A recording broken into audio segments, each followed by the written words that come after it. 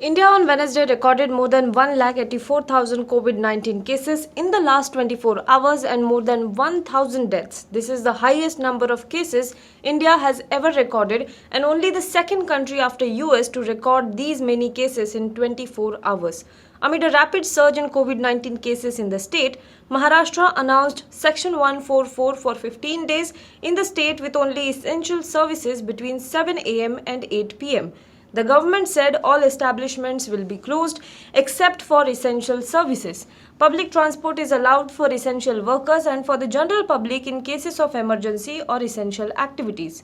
Amid rapidly increasing cases of COVID-19, there are complaints that there is a 48-hour gap between booking of the test and them being conducted. Mumbai is carrying out over 40,000 COVID tests daily. Meanwhile, in the Kumbh Mela being held in Uttarakhand, which has seen lakhs of people gather, flouting COVID-19 norms, at least 102 pilgrims and 20 seers tested positive for COVID-19. Meanwhile, devotees will participate in the third Shahi Snan on Wednesday. 220 out of 361 or 61% of the COVID-19 samples taken in Maharashtra from January to March and genome sequenced had the double mutation E484Q and L452R. The data shared by the National Institute of Virology, Pune shows. The central government had announced a detection of mutant variant in 15 to 20% of the samples in Maharashtra. However, it did not link the variant with the second surge in the state, a report in the Indian Express said. NIV officials in a meeting on April 10th made a presentation to all the district heads of the government laboratories. The genome sequencing result were shared in the presentation, but officials said the state government is yet to receive a written report in this regard.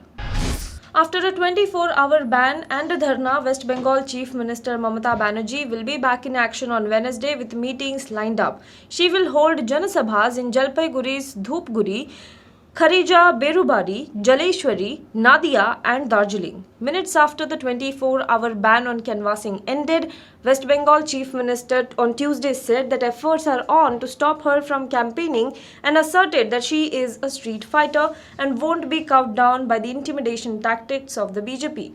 Banerjee, who earlier in the day had conducted a 3.5-hour-long dharna against the Election Commission decision to prohibit her from campaigning for 24 hours, said the people of the state would take a call on stopping her from campaigning, whereas the Saffron Party leaders can campaign. She said, in the fifth phase of polling on April 17th, the silence period is 72 hours and I could not campaign for 24 hours. So I cannot campaign for 96 hours altogether. The BJP can campaign and I am not allowed to campaign. I will not say anything. The people of Bengal will take a call on it. They are watching everything, she said while addressing a rally at Barasat.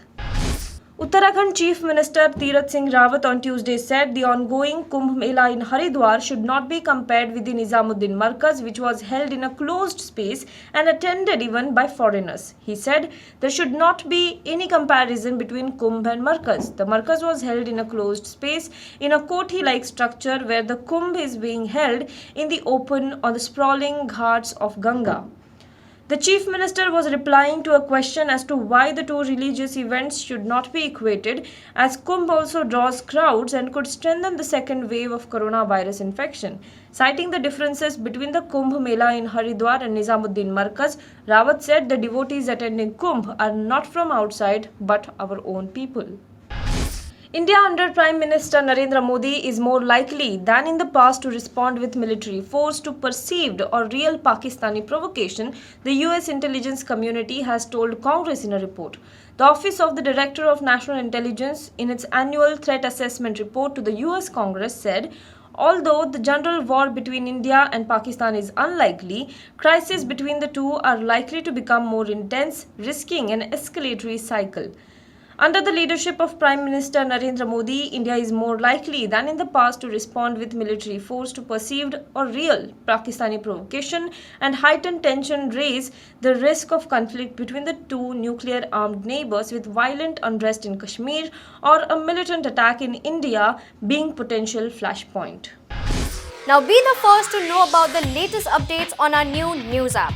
Go on your Android or iOS, search for HW News Network.